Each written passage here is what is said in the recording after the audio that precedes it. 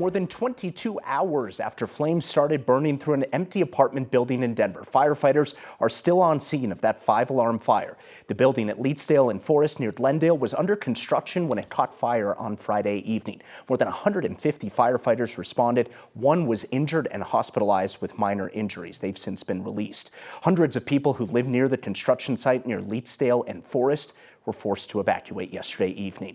Thanks so much for joining us. I'm Mark Salinger. Firefighters battling that fire say it's one of the largest this city has seen in decades. Now the search begins to try and find a cause. Our team has been working all day to learn more. Evan Krugel spoke with neighbors who fought off the flames from their backyard. We'll get to him in just a minute, but we begin this evening with Ria Jha, who has the latest on the firefight that's still continuing right now. Ria. Yeah, Mark, it is way smokier right now than it was before. If you look behind me, it's almost like there's a huge cloud in front of the building. And as you said, that's just a product of these firefighters fighting this fire all day. What we know about construction is that it started in 2023 and it was expected to open in May of 2026. And while some of the parts on the outside look like it was about to be done, fire officials said the inside was believed to be pretty open, which is how this fire spread so quickly.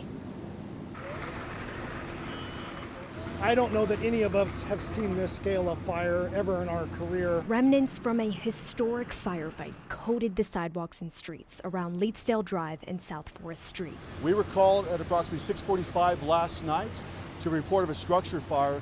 Within 4 minutes, our crews were on scene and actively fighting fire. On Saturday, crews continued to work to extinguish the fire. Robert Murphy, the division chief of operations for Denver Fire, hadn't seen anything like it. I'm in my 30th year with Denver Fire, and this is the first 5-alarm fire, almost 6-alarm fire that we've ever had. The fire consumed the entire building from stem to stern, which is about 1 city block. Murphy said crews had 2 jobs when they arrived on scene Friday night. One, attack the main body of fire that was burning. The other component that was very important was all the structures around this building. Aside from the apartment complex under construction, firefighters limited damage to 3 nearby homes or businesses. One firefighter suffered a shoulder injury and is now okay. Our firefighters were here all night, through the night. You can see that they're working right now behind us. Crews are expected to be here through Sunday fighting the fire, but know little about the cause. We believe that the fire started here on this west end.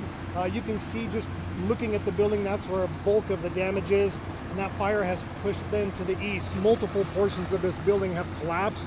We are still unable to get inside to do any searches, which would help us determine a cause and also search for any potential victims that are inside. Fire officials say they have multiple hotspots to put out that they will be working on. They are aware of claims that fireworks were being set off right before this fire was started, and they are investigating that as a potential cause. But again, they can't investigate this until they can actually go inside. So meanwhile, firefighters were fighting this fire. Hundreds of homes were evacuated. We're going to send it over to Evan Krugel. And Evan, you spoke with one of these people. Yeah, Ria, that evacuation zone covered 16 blocks, including this neighborhood directly next to the construction site, where Ben Nethercutt and his family evacuated last night, unsure what they would return to this morning. On Dakota Avenue near Leetsdale Drive, smoke filled the air as people like Ben Nethercutt returned home. Yes. After spending an unexpected night away. Last night was very different. Ben and his wife were putting their kid to bed when they saw this out the window. It was scary because the wind was really spreading it fast. Their backyard fence backs up to the construction site. I ran over here and grabbed the hose and ran back to the porch and just monitored if it was creeping farther towards us. And then just kept the tree as moist as I could. Minutes later, they were told to evacuate as fire trucks poured in. I didn't look back because all the emergency vehicles were still coming in. I couldn't take my eyes off the road, but I definitely had the thought that okay, we might not return to this home again. Thankfully, his home is okay, other than being filled with smoke. Yeah, it's still coming up in over us. But his neighbors weren't so lucky. I was watching their vinyl siding start to melt. He's glad the damage wasn't worse and credits Denver Fire for the quick response. They were everywhere. They did an amazing job.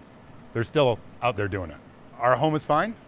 And so it definitely gives a very positive, fortunate, grateful perspective going into the rest of the year. Yeah, such a scary scene for so many people living in this neighborhood. Here's a live look at that scene tonight. You can see smoke still coming off of that rubble. Firefighters say they expect that to happen for the foreseeable future. So they're asking folks in this area who might be sensitive to that to have a mask on or potentially leave this area altogether until that smoke begins to die down. Reporting live off Leedsdale, Evan Krugel, 9 News. And what a perspective from that backyard, just how close those flames got to those homes. Evan Krugel, appreciate your reporting. Thank you. Moving now to the biggest story in the world right now. U.S. officials say Venezuelan President Nicolas Maduro and his wife have landed in New York City, where they will face multiple federal drug and weapons charges.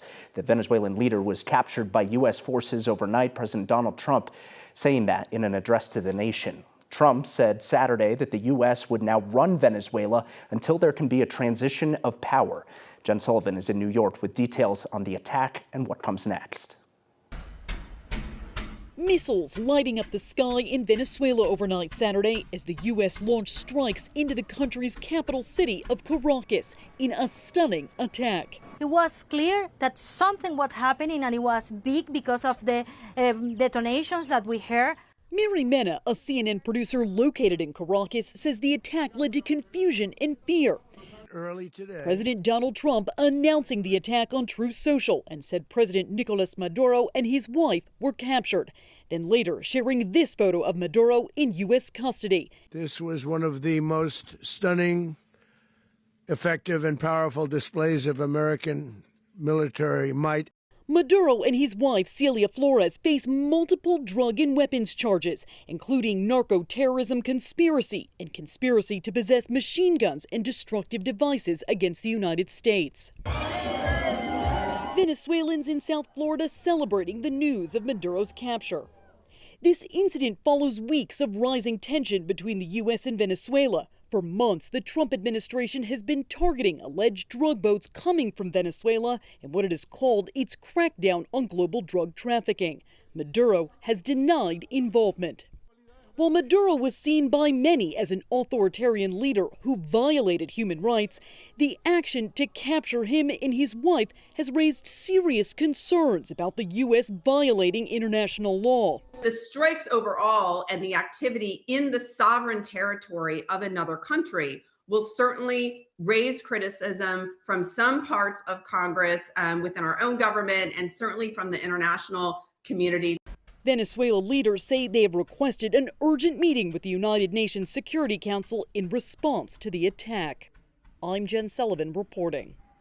One source familiar with the matter says Nicolas Maduro and his wife are expected to appear in federal court in New York City as early as Monday. Now, a protest against war in Venezuela is taking place right now on the steps of the Colorado Capitol building. The president, Trump, also mentioned Venezuelan gangs in Aurora during his address to the nation. We'll have more details about the response to the strikes in Venezuela coming up at 5:30.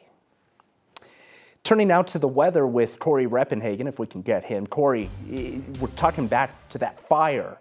Glad it was not so windy like it was a couple of weeks ago last night. Oh man, that would have been very difficult for those firefighters to protect the other homes around that fire. The winds did kick up briefly there for a couple hours right after sunset, so firefighters were dealing with some gusts.